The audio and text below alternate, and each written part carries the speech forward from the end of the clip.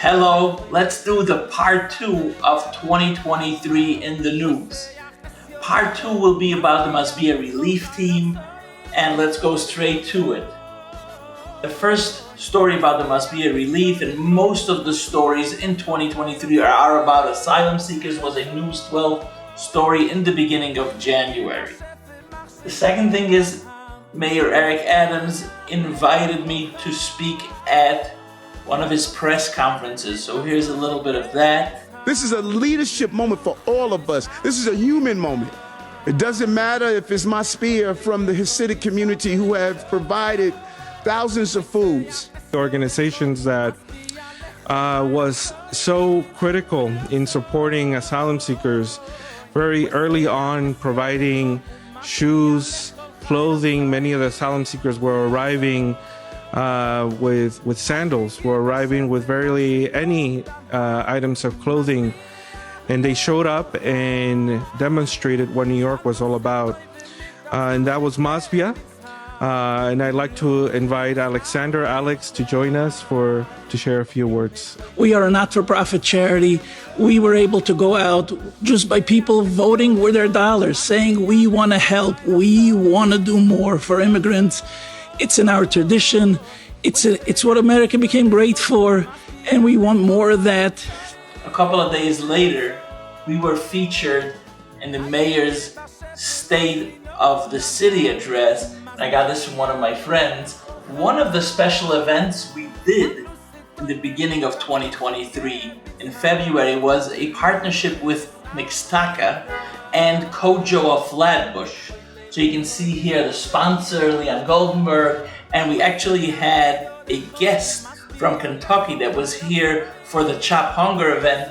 Micah Sievers and the entire family were there at the event. The event was covered by Fox 5 and New York 1. The Masbia Relief Team and the Council of Jewish Organizations of Flatbush joined together to distribute supplies at the Mixteca in Brooklyn. One of the items handed out were brand new coats, sweaters, shoes, boots, and winter clothes for children. Migrants slept in the cold, got some help from neighbors today in Brooklyn. Community groups teamed up and handed out winter gear to the families. Hundreds showed up for the giveaway in Sunset Park. Families were able to pick out winter coats and boots to help handle the cold weather. Then we go to Passover. Passover, we mentioned these stories in part 1, but they also had an element that we worked with asylum seekers featured in those stories, so we're featuring those again. Passover season and the demand is huge. When it comes to the time of Passover, we usually are forced to hire temps.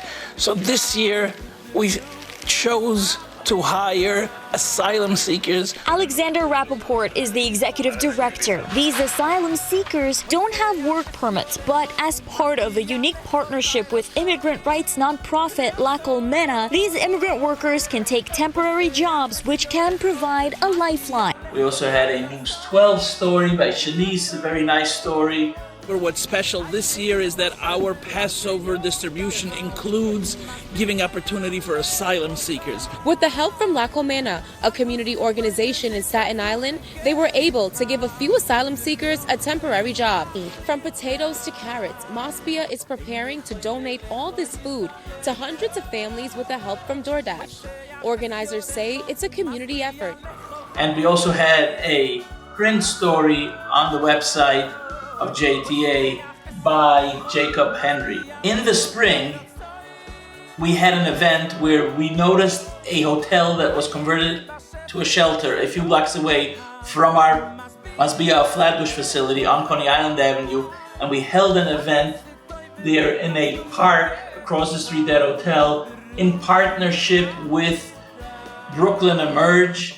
And here you can see News 12 covered it, Fox 5 covered it, a lot of people came, and this is a CBS News story. You can see Rabbi Itche Fleischer, who speaks relatively fluent Spanish, was helping us do the distribution and also helping reporters communicate. So see a little bit of those stories. Organizers tell me more than 100 families showed up today here at the park, and they hope to hold even more events in the future. Lily Diaz came from Ecuador with her youngest daughter. The next nice story was As it became a year of asylum seekers in New York, there was a nice story featured in E-Jewish Philanthropy by Haley Cohen. So that's us. As you can see again, these posters became something in the scene of helping asylum seekers. This is where there was a pop-up shelter put up in Sunset Park, which is very close to where I live. And Masbia was there helping asylum seekers. We collected a lot of supplies from the neighborhood, from people who come to the park, and shared it with the people who were sleeping inside one of the buildings inside the park. News 12 was there. Alexander Rappaport is the executive director of Masbia, a local network of soup kitchens that put this tent up on Friday. That's when asylum seekers started to arrive at the Sunset Park Recreation Center, a location chosen by the city to house them as the shelter system continues to get strained. On the other side of the building, you can see the Statue of Liberty in the New York Harbor, so we just want to follow in what that statue stands for. Now, the volunteers at the tents have been giving out bags like these that have toiletries as well as clothes and other items like towels. There was a lot of coverage. This is Lisa Rosner speaking to the Assemblywoman. Sunday, volunteers handed out items for asylum seekers in the Pix 11 story. See some of our reporters actually become donors. Katie actually donated many times. A makeshift welcome center handing out supplies to asylum seekers as they arrive here at the Sunset Park Recreation Center, just one of the latest spots in the city to house these migrants as they enter New York. Fox 5 was there. NBC was there. It gives us an opportunity as neighbors, I live 3 blocks away from here, to share, to express our support for people who went through so much just to come to the promised land. Let's show them what it's all about. Here in Sunset Park, the nonprofit organization Masbia greeted the migrants with welcome arms, setting up tents and collecting donations, things like socks and toothbrushes. He says this Brooklyn neighborhood is happy to have the migrants here. It's a very perfect place to express your willingness to share and bring something small to share, to show your support for what America stands for, which is for welcoming immigrants. A few days later, because we were there for a couple of months with those tents. So this is a noticia, so New York One has their Spanish version. There was also Univision. We get a lot of press because of a lot of the asylum seekers are Spanish speaking, so a lot of the stories are Spanish speaking outlets. Our tents at Sunset Park outside the facility got a lot of news. So this is a religious news wire story. This is a Brooklyn paper story, obviously. And something very interesting happened. A year before, we helped people at what's called the Bronx Fire. And this particular photo this is the rabbi that kind of is local over there in the Bronx, but this is our tent over there. We had soup there the first night after the fire. About close to 20 people died in that fire. About 120 people were left without a place to live. 120 families were left without a place to live. And this photo was recognized as a winning photo by the Jewish Press Association. Then we have over here, again, because it was the year from when asylum seekers started coming, there was a feature story by Steve Lippman. It was syndicated in multiple newspapers. Then we had a new set of tents go up in Hall Street, where there's also an asylum seeker emergency shelter. And this is Julia from the New York Jewish Week speaking to them in our tents. There was also a News 12 story of our tents there in Hall Street. A second tent went up right under the BQE by the Hall on Hall Street, a center that houses asylum seekers.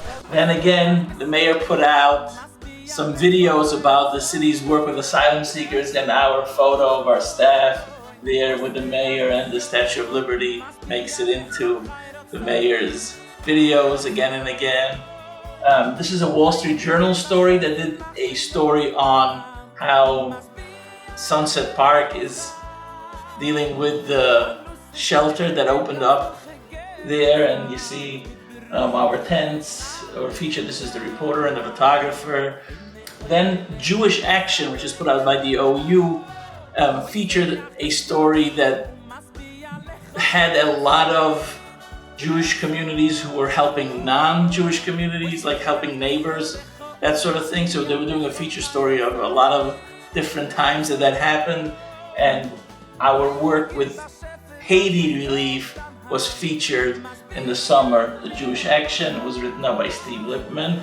And this is us with the Muncie Jewish community in Muncie and the Haitian community in Muncie kind of announcing a partnership.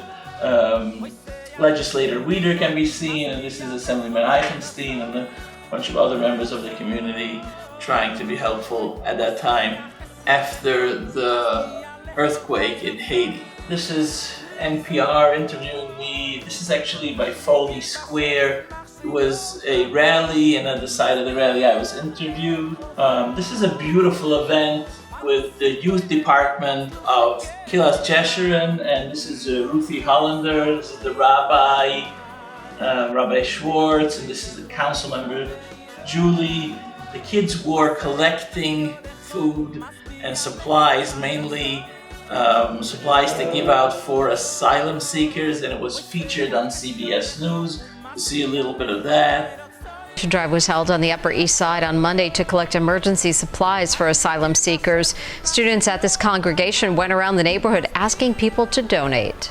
Like anything like clothes, toiletries, anything like backpacks for like people who don't have those stuff. I always want to help people in need, so. God willing, they should know all about charity, all about giving, and God willing, they should experience it firsthand. Then our tents in Sunset Park were featured in the New York Times.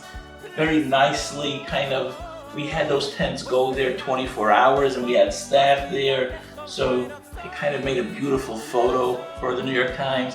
And here we actually have a picture of the photographer right here. There was another story then in the New York Times about my dear friend Joseph Berger, how he came to America and how he was put up in a hotel after his family ran away from Poland, and how they came to America. So they ended a day because he came here to see our work, and our work was featured in it. I went to his home and he gave me the book that he published on Elie Wiesel.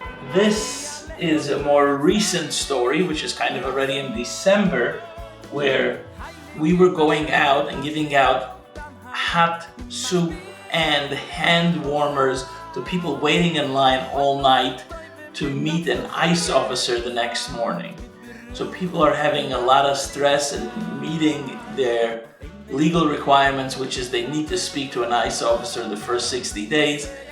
And we were able to comfort them. A local organization is providing relief for asylum seekers who are hoping to get an appointment with immigration officials. News 12's Faith Graham gives us a look at how they're making the experience more bearable.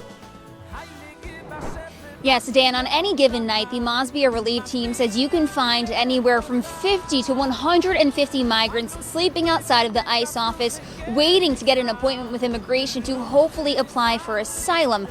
Then we had CBS News just called randomly and said, you guys are helping a lot of asylum seekers, can we come interview you? They came to Masbia of Queens, and this is the story they published.